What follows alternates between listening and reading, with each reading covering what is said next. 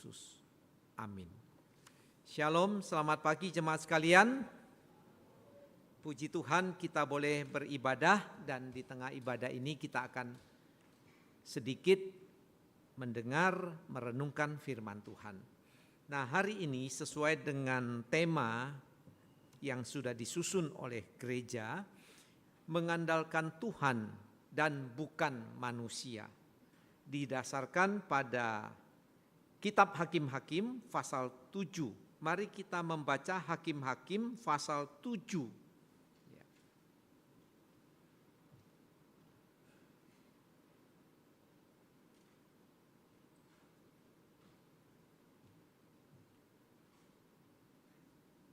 Hakim-Hakim pasal 7 ayat 1 sampai 3. Kemudian dilanjutkan nanti ayat 19 sampai 22. Demikian firman Tuhan. Adapun Yerubbaal, itulah Gideon bangun pagi-pagi dengan segala rakyat yang bersama-sama dengan dia. Lalu mereka berkemah dekat mata air Harod. Perkemahan orang Midian itu ada di sebelah utaranya dekat bukit More di lembah. Berfirmanlah Tuhan kepada Gideon, terlalu banyak rakyat yang bersama-sama dengan engkau itu daripada yang kuhendaki untuk menyerahkan orang Midian ke dalam tangan mereka. Jangan-jangan orang Israel memegah-megahkan diri terhadap aku sambil berkata, tanganku sendirilah yang menyelamatkan aku. Maka sekarang serukanlah kepada rakyat itu demikian. Siapa yang takut dan gentar, biarlah ia pulang enyah dari pegunungan Gilead. Lalu pulanglah 22.000 orang dari rakyat itu dan tinggallah 10.000 orang. Ayat 19. Lalu Gideon dan ke-100 orang yang bersama-sama dengan dia sampai ke ujung perkemahan itu pada waktu permulaan giliran jaga tengah malam. Ketika penjaga-penjaga baru saja ditempatkan, lalu mereka meniup sangkakala sambil memecahkan buyung yang di tangan mereka. Demikianlah ketiga pasukan itu bersama-sama meniup sangkakala dan memecahkan buyung dengan memegang obor di tangan kirinya dan sangkakala di tangan kanannya untuk ditiup serta berseru, pedang demi Tuhan dan demi Gideon. Sementara itu tinggallah mereka berdiri masing-masing di tempatnya sekeliling perkemahan itu, tetapi seluruh tentara musuh menjadi kacau balau, berteriak-teriak dan melarikan diri. Sedang ke-300 orang itu meniup sangkakala, maka di perkemahan itu Tuhan membuat pedang yang seorang diarahkan kepada yang lain. Lalu larilah tentara itu sampai ke Betsita, ke arah Serera, sampai ke pinggir Abel Mehola dekat Tabat. Demikian pembacaan firman Tuhan. Saudara sekalian, di dalam tubuh kekristenan, saya mengamati sepanjang pelayanan saya ada dua macam orang, ya. Yang pertama adalah orang yang sungguh lahir baru. Jelas dia bertobat, percaya kepada Tuhan Yesus. Sehingga ketika dia menghadapi persoalan, dia mempunyai Tuhan yang sanggup menolong dia mengatasi kesulitan. Bukan berarti orang sudah lahir baru, percaya, bertobat itu tidak ada persoalan. Tidak, saudara. Selama kita di dunia, orang percaya maupun tidak percaya akan menghadapi penderitaan dan kesulitan. Karena dunia ini sudah jatuh di dalam dosa. Ya. Tetapi ada jalan keluar. Sebagai contoh, saya pernah ditelepon oleh seorang ibu. Dia ini aktivis gereja, sudah lama bergereja, melayani Tuhan, tetapi tanpa diduga suaminya sakit parah, sehingga menghabiskan banyak biaya, lalu usaha mereka bangkrut. Setelah itu dia harus bersembunyi karena banyak orang yang tagih hutang. Semuanya di luar rencana mereka. Tidak bisa ke gereja, tidak bisa lagi berkomunikasi dengan banyak orang. Nah, di tengah kesulitan itu dia telepon saya. Saya tidak bisa memberi macam-macam solusi. Solusi yang saya berikan adalah tetap percaya Tuhan, sandar Tuhan. Segala dosa, kesalahan, akui, tinggalkan. Serahkan pada Tuhan. 1 tahun kemudian saudara, ketika dia telepon saya, puji Tuhan. Dia tidak harus lagi hidup bersembunyi. Dia sudah bisa keluar rumah, dia bisa ke gereja, dan dia ditolong oleh Tuhan. Karena apa? Hutang-hutang itu bisa dibayar, ada yang masih tertinggal, tetapi orang yang menghutangi itu punya tenggang rasa. Tidak masalah, mau dicicil secara bertahap. Saudara, ini salah satu contoh orang yang mengandalkan Tuhan. Ada jalan keluar dalam hidupnya. Tetapi sering saya menjumpai orang-orang Kristen yang mengaku Kristen, tetapi sebetulnya tidak jelas apakah lahir baru atau tidak. Apakah pernah di dalam hidupnya dia mengambil langkah bertobat, percaya Tuhan? Tidak jelas. Orang-orang demikian nampak bahagia, punya nama yang populer, punya relasi di sana sini, terkenal hebat, baik dan sebagainya. Tetapi ternyata nampak bahwa ini orang bukan lahir baru. Karena cara bisnisnya juga cara tipu menipu, ya. Kehidupan keluarga juga tidak hidup dalam ketaatan kepada Tuhan. Ujung-ujungnya akhirnya keluarganya berantakan, bisnisnya juga berantakan, dan tidak ada jalan keluar. Suram sekali.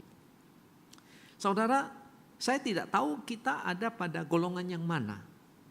Apakah kita sudah lahir baru, Roh Kudus bekerja di dalam hidup kita, dan kita pernah mengambil satu momen bertobat percaya Yesus, dan setelah itu kita belajar berjalan hidup menaati Tuhan. Atau sebaliknya, kita hanya datang ke gereja, beribadah, jadi Kristen lahiriah, tetapi dalam kehidupan sehari-hari, di dalam kehidupan keluarga, di dalam profesi kita, tidak ada Tuhan terlibat di dalamnya. Nah saudara, mari kita belajar dari kitab Hakim-Hakim ini. Menjadi orang Kristen yang sungguh-sungguh percaya Tuhan dan sungguh-sungguh mengandalkan Tuhan. Ya, nah kita akan melihat bahwa orang yang sungguh mengandalkan Tuhan, Tuhan menyertai. Tuhan memimpin di dalam segala persoalan yang dia hadapi. Tuhan memberi kemenangan. Seperti yang saya katakan tadi, tidak mungkin kita hidup di dunia ini tanpa persoalan dan penderitaan. Karena dunia ini sudah jatuh dalam dosa, ya. Kecuali nanti pada waktu Tuhan datang kembali, kita dibawa ke sorga, disitulah sudah tidak ada penderitaan secara total. Nah, mari kita belajar dari Hakim-Hakim pasal 7 ini, mengandalkan Tuhan bukan manusia. Pertama, kita belajar konteks dari Hakim-Hakim ini. Latar belakangnya bagaimana. Kitab Hakim-Hakim mengisahkan satu siklus yang terus berulang di dalam hidup umat Israel. Jadi setelah bangsa Israel masuk tanah Kanaan, Yosua sudah mati. Tua-tua sezaman Yosua juga sudah berlalu, muncullah satu generasi baru dari bangsa Israel. Nah, siklus yang bagaimana mereka hadapi? Mereka mulai terjebak di dalam kehidupan moralitas, etika, dan iman orang Kanaan. Kanaanisasi. Mereka merosot. Akhirnya Tuhan membiarkan mereka diserang oleh suku-suku bangsa di sekitar mereka. Mereka ditaklukkan, harta mereka dirampas, mereka ditindas, dianiaya. Lalu mereka menjerit kepada Tuhan. Dan Tuhan menolong mereka. Setelah itu mereka hidup dalam damai. Nanti terjebak lagi, merosot lagi. Menjerit lagi, Tuhan tolong lagi, utus seorang hakim atau juru selamat. Mereka damai lagi. Nah, teks yang kita baca ini mempunyai latar belakang dalam Hakim-Hakim pasal yang ke-6. Bangsa Israel pada masa itu ditaklukkan oleh suku Midian dan juga suku-suku lain di seputar Israel itu. Dan mereka bukan cuma ditaklukkan, harta mereka, penghidupan mereka juga diambil dari bangsa Israel itu. Karena itu kita melihat di dalam pasal yang ke-6 sebagai contoh ya, bagaimana mereka sangat menderita. Pasal 6 ayat 4, berkemalah orang-orang itu di daerah mereka dan memusnahkan hasil tanah itu sampai ke dekat Gaza dan tidak meninggalkan bahan makanan apapun di Israel, juga domba atau lembu atau keledai pun tidak. Saudara bisa bayangkan kalau kita begitu, uang kita dirampas, bahan makanan kita diambil, semuanya ternak kita diambil, milik kita, lalu nggak ada makanan. Enak begitu? Enggak kan? Sangat menderita. Nah, itulah keadaan bangsa Israel selama 7 tahun di dalam penindasan bangsa Midian dan teman-temannya. Ya, sebab itu mereka menjerit kepada Tuhan ketika mereka berseru kepada Tuhan. Tuhan utus nabi. Lalu nabi itu memperingatkan mereka. Kenapa kalian begini? Karena hidup dalam dosa, melawan Tuhan, menyembah berhala. Selanjutnya Tuhan bertindak, di mana dikatakan malaikat Tuhan ayat 11 pasal 6 itu datang menjumpai Gideon. Nah, Gideon ini mengirik gandum justru di tempat pemerasan anggur. Bagi kita mungkin terasa aneh ya. Apa sih maksudnya? Maksudnya itu saking mereka ketakutan, mengirik gandum pun itu di tempat tersembunyi. Seharusnya mengirik gandum itu di tempat yang lapang kan, supaya angin bertiup, supaya gandum yang dikiri itu boleh ditiup ya, kulitnya, bagian kulitnya bisa ditiup, tapi ini bersembunyi. Nah, ketika malaikat Tuhan menjumpai Gideon. Nah, malaikat Tuhan itu adalah salah satu istilah bagi Tuhan Yesus sebelum dia inkarnasi, ya. Jadi dia datang menjumpai, terus dia menghilang. Nah, dia menjumpai Gideon, Gideon ditentukan untuk menjadi hakim juru selamat bagi bangsa Israel. Nah, Gideon minta tanda, lalu Tuhan memberi tanda supaya Gideon menyiapkan seekor anak kambing dan juga tepung diolah menjadi roti. Ketika dia mempersembahkan, malaikat Tuhan itu menyentuh dengan tongkatnya, lalu api muncul melahap habis korban itu. Lalu malaikat Tuhan menghilang.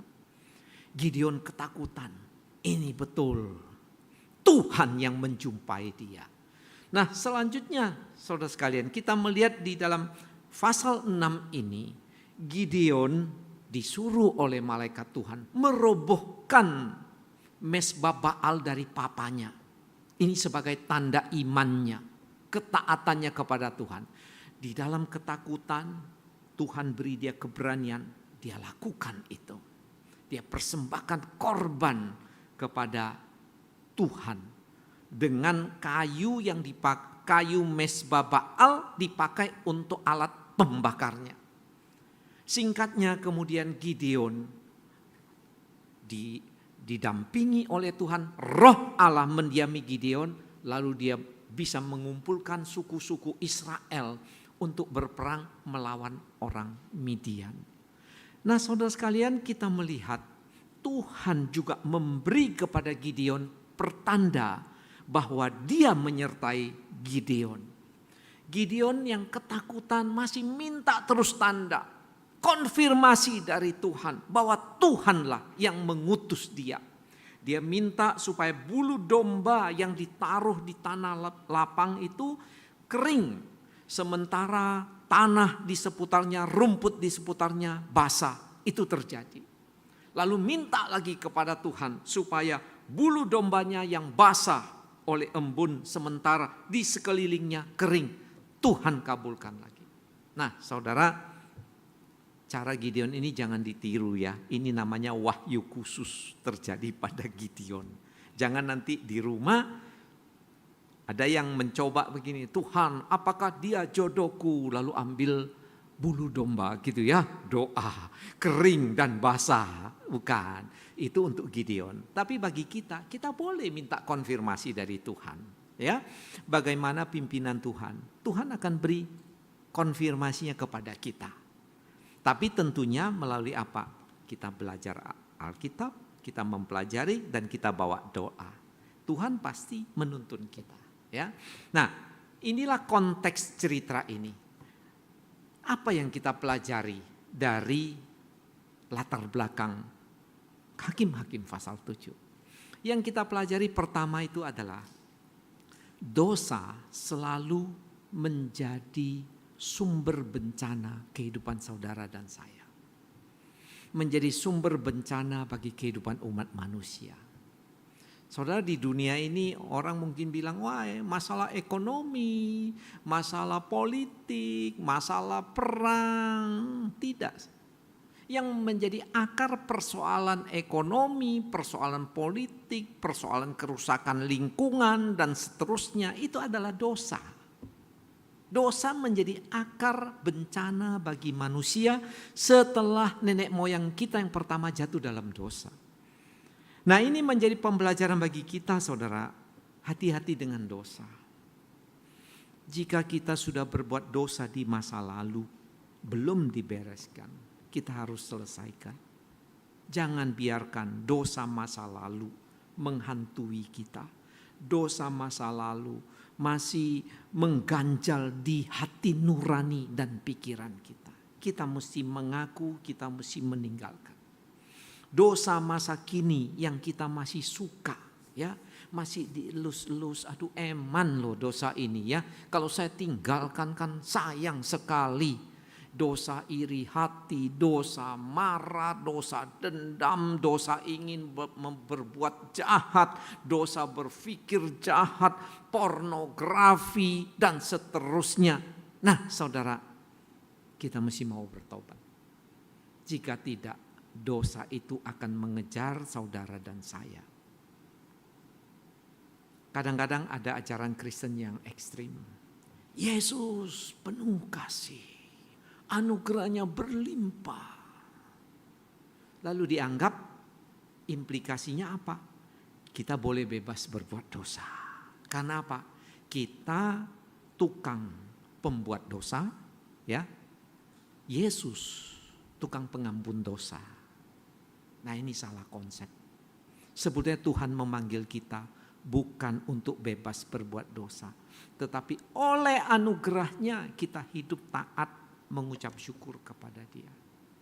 Karena itu kita hati-hati terhadap dosa. Dosa yang sekarang sedang kita nikmati, yang sedang kita elus-elus, kita mesti mau komit tinggalkan. Itu namanya bertobat. Jika tidak, saudara, hidup saudara dan saya, dosa yang sekarang kita lakukan akan mengejar konsekuensinya di hari-hari yang akan datang. Itu sifat dosa. Yang kedua, kita belajar dari konteksnya ini. Ketika bangsa Israel berseru minta pertolongan Tuhan, bukan diutus Gideon, seorang superhero, ya, yang ototnya kekar, yang ototnya kuat, tenaganya luar biasa, bisa memukul musuhnya beribu-ribu, beratus-ratus, tidak. Tapi Gideon seorang juga penakut, lemah, tetapi Tuhan menunjukkan kemurahan hatinya.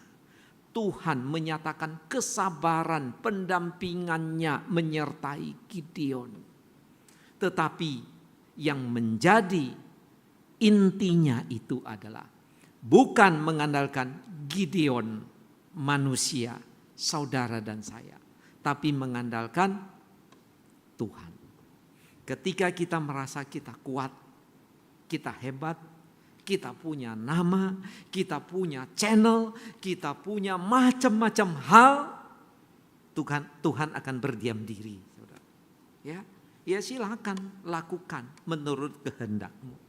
Dan kita akan menemui jalan buntu. Atau kalau ada jalan pun jalan sesat. jalan menurut pikiran manusia. Yang Tuhan mau itu adalah ketika saudara dan saya menghadapi persoalan, penderitaan, datanglah serius, sungguh-sungguh mengandalkan Tuhan. Siapa yang tidak pernah menderita di sini? Ada? Enggak ada ya. Siapa yang tidak punya tantangan? Enggak ada. Siapa yang menghadapi tantangan saat ini? Yang punya persoalan? Ya cuma saya saja ya. Saudara, ketika kita menghadapi kesulitan dalam hidup ini, ayo bersandarlah kepada Tuhan. Jangan bersandar itu setengah hati. Pokoknya sekedar berdoa, ya Tuhan terserah Engkaulah Tuhan. Kalau mau tolong saya ya silakan, enggak mau tolong ya apa boleh buat. Jangan doa begitu. Ya. Jangan doanya juga waktu ingat saja, aduh Tuhan tolong ini sulit, ini kesulitan ini. Habis itu lupa lagi. Pikirannya melayang-layang, bagaimana ya jalan keluarnya, apa yang harus saya usahakan. Tidak ada saudara sekalian pertolongan begitu. Kita mesti secara total datang kepada Tuhan. Serius, siapkan waktu, berdoa pada Tuhan, berkomunikasi kepada Tuhan. Nah pada waktu kita andalkan Tuhan, Tuhan sering menjumpai, menyertai orang-orang yang percaya keluar dari masalahnya. Ya. Nah, itulah sebetulnya kehidupan Kristen yang indah. Jadi kehidupan Kristen yang indah itu bukan saudara dininabobokan. Saudara katakan kepada Tuhan, aku percaya semua persoalan akan beres. Katakan puji Tuhan. Tidak, saudara, itu slogan-slogan kosong ya. Tapi yang Tuhan panggil itu, ayo dari hati saudara dan saya yang terdalam, datang berlutut, datang menangis, datang memohon, datang berharap kepada Tuhan. Itulah yang Tuhan mau. Itu jalan kesuksesan Kristen. Itu jalan kebahagiaan orang Kristen. Ya, sekarang kita masuk bagian yang kedua. Di dalam Hakim-Hakim pasal 7 ini kita melihat ada 3 langkah bagaimana kita bisa mengalami kemenangan di dalam Tuhan. Bagaimana kita melangkah ya dengan iman dan kita mendapat kemenangan. Inilah langkah mengandalkan Tuhan. Yang pertama, pelucutan kuasa manusiawi. Jadi persoalan kita di tengah dunia ini, saudara sekalian, bukanlah persoalan yang kita hadapi. Besar atau kecil, rumit atau sederhana, bukan itu persoalannya. Persoalannya itu ada di dalam diri saudara dan saya. Apakah kita mengandalkan kekuatan kita atau kita sepenuhnya mengandalkan Tuhan? Itu persoalannya. Sebab itu ketika Tuhan menolong bangsa Israel melalui Gideon, ya, Tuhan lucuti dulu kuasa manusia. Di dalam Hakim-Hakim pasal 7 ini, saudara sekalian, musuh yang harus mereka hadapi itu 135.000 orang. Luar biasa ya. Saya enggak tahu Galaxy Mall kalau diisi 135.000 orang cukup apa tidak. Musuhnya begitu. Tempat parkir saya pikir nggak akan cukup mungkin ya. Nah sedangkan Gideon yang sudah dikuasai roh Allah berhasil mengumpulkan suku-suku Israel yang lain itu 32.000 tentara. Jadi kita melihat ada rasio perbandingan 1:4. Lah kalau 32.000 orang menghadapi 135.000 orang, kira-kira bisa menang enggak? Kalah. Tapi aneh. Justru Tuhan melucuti. Supaya apa? Supaya nanti jangan ketika Gideon, Israel menang, mereka anggap ini loh, kami ini hebat. Ya, ototnya kuat, pedangnya tajam, tombaknya luar biasa. Tuhan tidak mau. Tuhan mau melucuti. Ada 32.000 orang, lalu Tuhan bilang, terlalu banyak Gideon.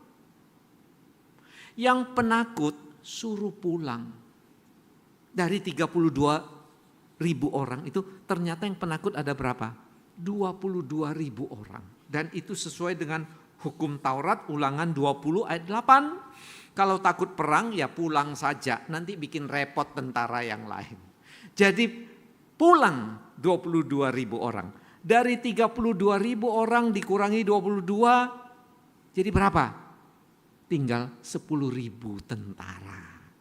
Nah 10.000 tentara ini kalau kita lihat, waduh sudah sangat-sangat kecil jumlahnya. Ya, itu berarti sudah 1:13, lebih sedikit lagi. Tapi oleh Tuhan dibilang lagi, 10.000 itu terlalu banyak. Lalu bagaimana cara Tuhan mensortirnya? Disuruh minum, ya seperti gambar itu ya. Jadi minum. Yang minum langsung mulutnya ke air sungai, itu diskualifikasi. Tapi yang minum ambil dengan tangannya, nah ini yang Tuhan pilih. Akhirnya Tuhan pilih cuma berapa orang? 300 orang. Nah, sekarang 300 orang lawan 135.000, apa bisa toh? Ya enggak mungkin kan, perbandingannya sekarang menjadi 1:450. Enggak masuk akal ini. Tapi inilah strategi perang dari Tuhan. Tuhan tidak mau saudara dan saya merasa, oh itu karena channel saya, itu karena kekuatan saya, itu karena karunia saya, karena kemampuan saya, kecerdasan saya, IQ saya. Tuhan tidak mau. Jadi ketika kita bersandar pada Tuhan, Tuhan mau itu 100% total.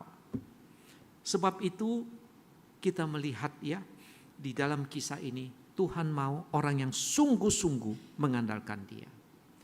Orang yang minum dengan langsung, ini mentalnya masih suka kenikmatan, enggak siap tempur.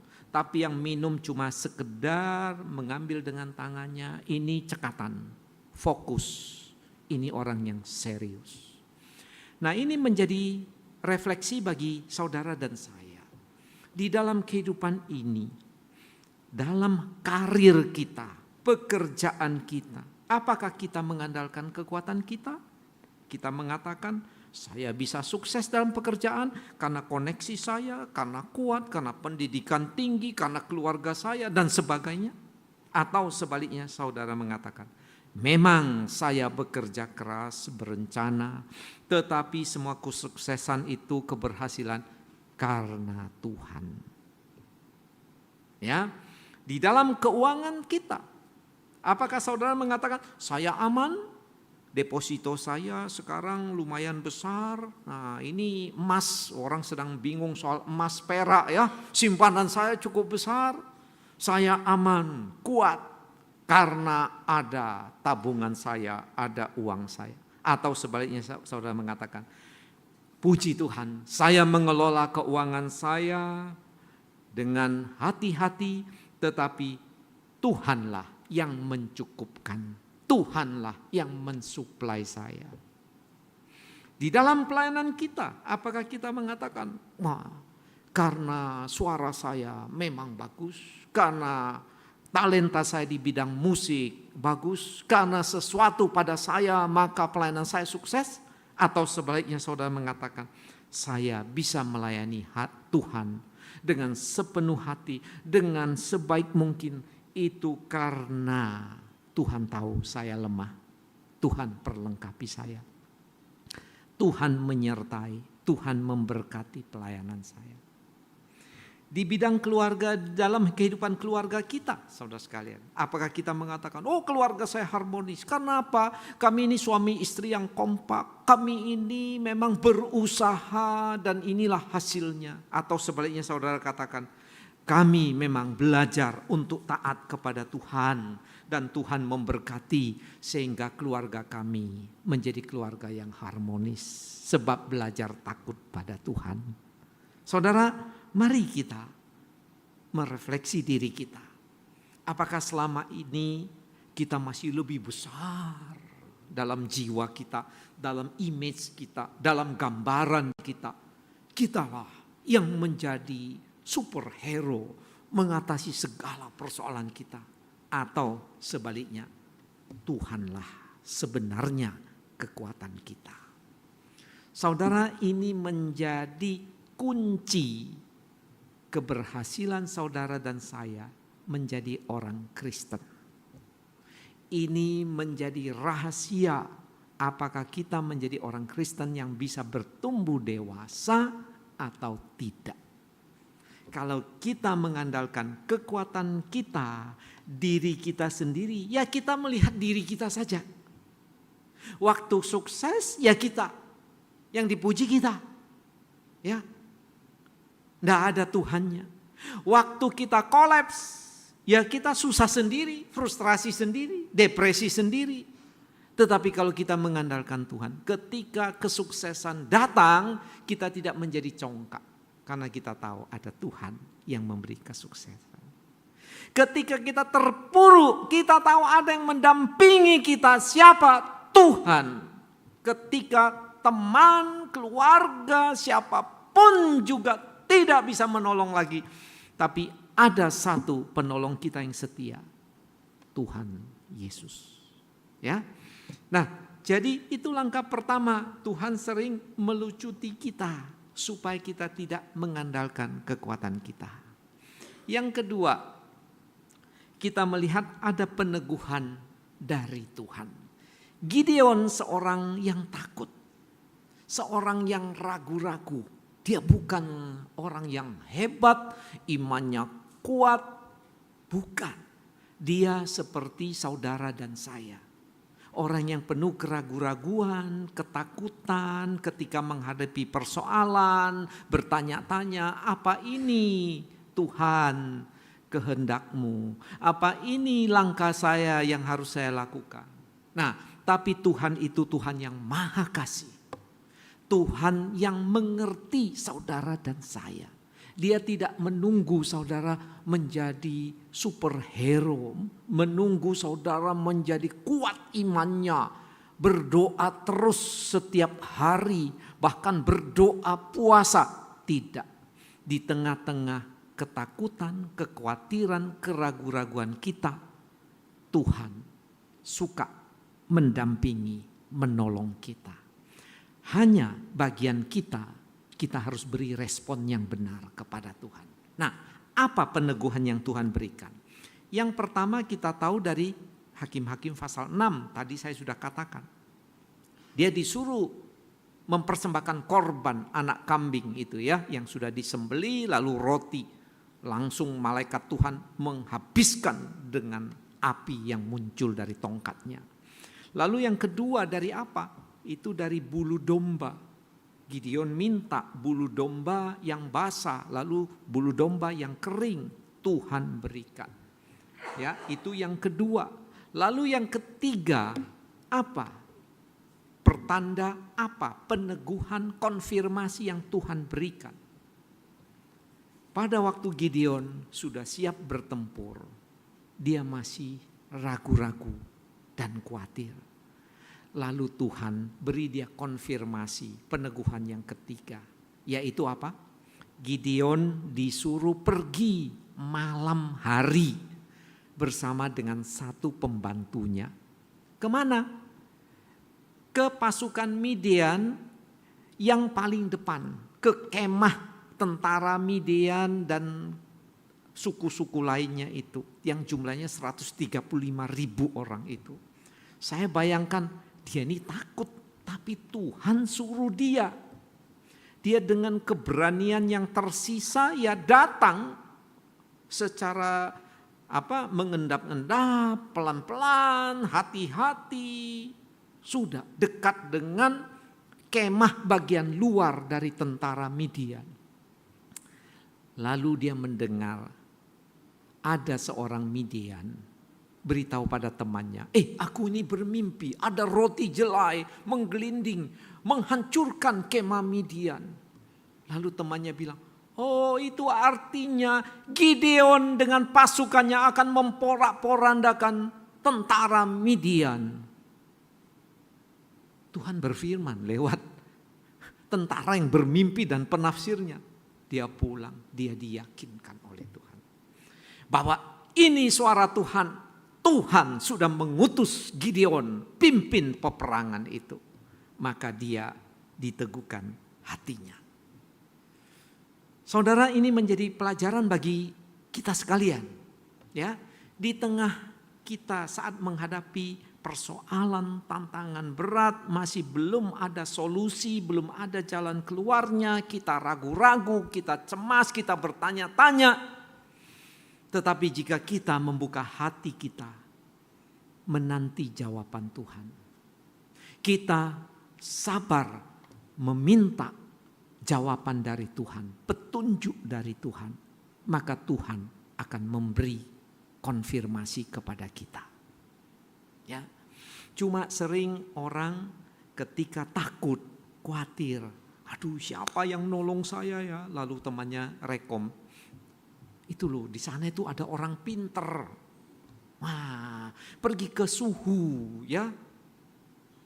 Orang Kristen kadang-kadang bisa kejebak begitu, pergi ke dukun, pergi ke orang pinter, nanti dikasih apa? Air kembang, dikasih macam-macam hal. Itu bukan solusinya, itu malah menjerumuskan. Di tengah ketakutan, akhirnya apa? Pikir-pikir, aduh gimana ya? Wah, ini teman saya dulu, teman SMA saya, itu teman sekolah saya. Oh ya, dia kenal itu pejabat tinggi. Nah ya, waktu kita takut, kita khawatir, lalu kita pikir, bagaimana ya supaya saya dapatkan uang yang banyak, nanti saya bisa sogok, saya pakai kekuatan uang, bisa menyelesaikan persoalan ini. Nah saudara, langkah-langkah itu langkah-langkah manusiawi, langkah-langkah yang menuju kekonyolan, dan Tuhan akan bilang sama kita, ya terserah kamu, mau lakukan silakan lakukan. Gitu ya. Orang muda kan juga gitu khawatir, aduh Tuhan belum dapat jodoh. Kalau ketemu teman, ketemu family saya, loh sudah punya pasangan belum? Wah ya khawatir ya, dikenalkan begitu, aduh inilah jodohku gitu. Jangan, bawa dalam doa. Dalam pekerjaan juga begitu, jangan karena kita khawatir, cemas, akhirnya tergopoh-gopoh. Pokoknya ada tawaran kerja, diterima saja. Entah pekerjaan yang sesuai firman Tuhan atau tidak. Pokoknya langsung. Saudara, itu mencelakakan saudara dan saya. Kita mesti minta konfirmasi dari Tuhan. Tenang, sediakan waktu untuk berdoa, bermeditasi, belajar firman-Nya. Siapa di sini yang tiap hari sediakan waktu berdoa, baca firman? Enggak usah angkat tangan, jawab dalam hati sendiri. Nah, kalau saudara belum mengatakan, ya saya sediakan. Nah, pikirkan, jika menghadapi persoalan, tidak siapkan waktu bagi Tuhan untuk Dia memimpin saudara, ya kita tidak akan dapat jawaban itu. Ya, jadi jawaban dari Tuhan akan memberi kita kekuatan, memberi kita arah, memberi kita iman menghadapi persoalan kita. Yang ketiga dan terakhir, bagaimana kita bisa mengandalkan Tuhan, langkah-langkahnya itu apa? Kemenangan dari Tuhan itu datang bukan karena kekuatan Gideon. Gideon orang yang takut, Gideon orang yang punya keraguan-raguan, tapi Gideon di dalam ketakutan, ketidakberdayaan, ya, dia mau taat sama Tuhan. Dan Tuhanlah menjadi penolong. Singkatnya di dalam Hakim-Hakim pasal 7, akhirnya Gideon berserta dengan 300 pasukan. Ini pasukan khusus ya, pasukan khusus tentara Tuhan. Lalu dibagi menjadi 3 bagian. Lalu peralatan perangnya apa saudara? Menurut pandangan kita ini peralatan yang konyol ini. Seharusnya dia bawa itu drone, betul enggak ya? Itu apa senjata yang drone atau yang canggih gitu. Bisa menghancurkan musuh kalau zaman sekarang ya.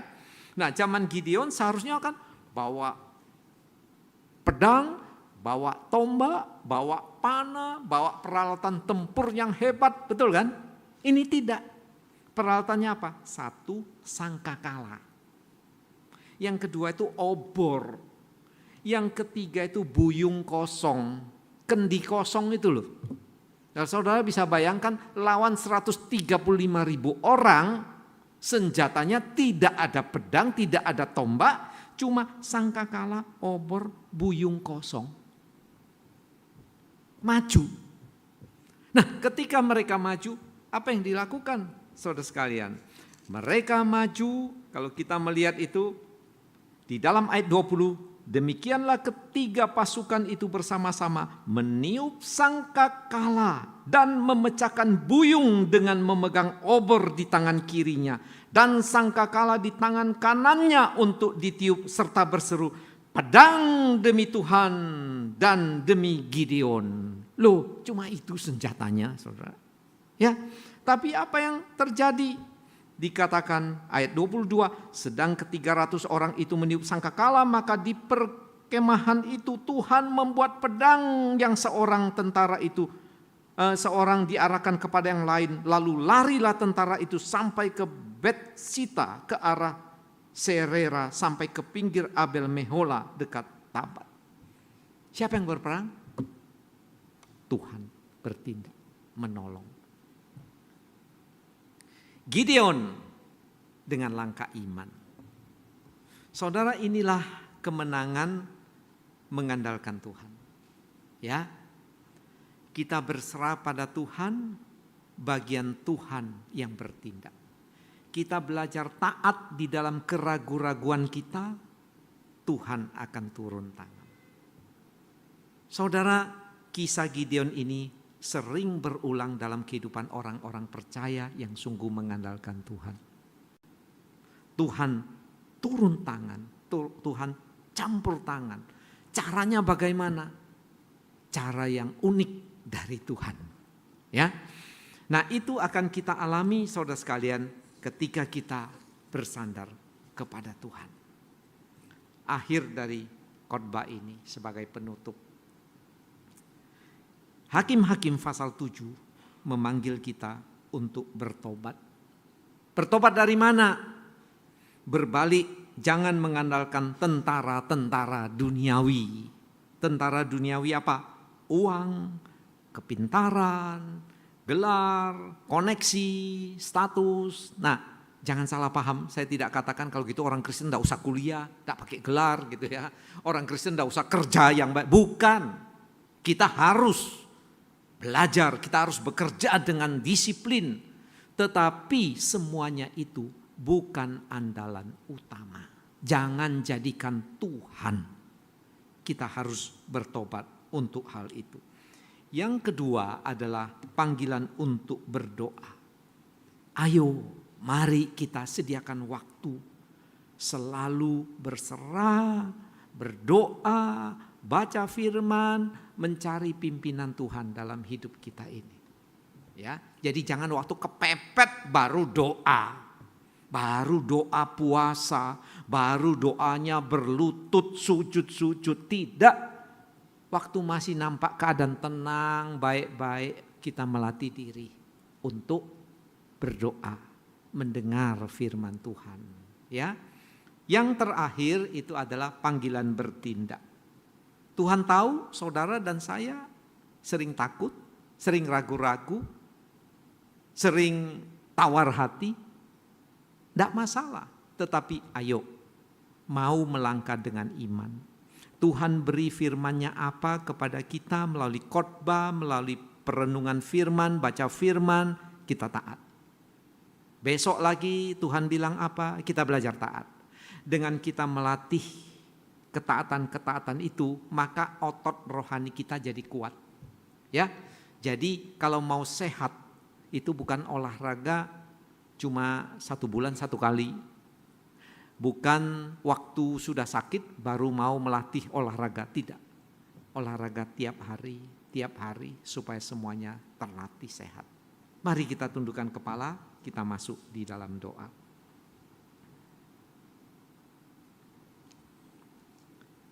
Bapa di surga, terima kasih atas firman pada hari ini.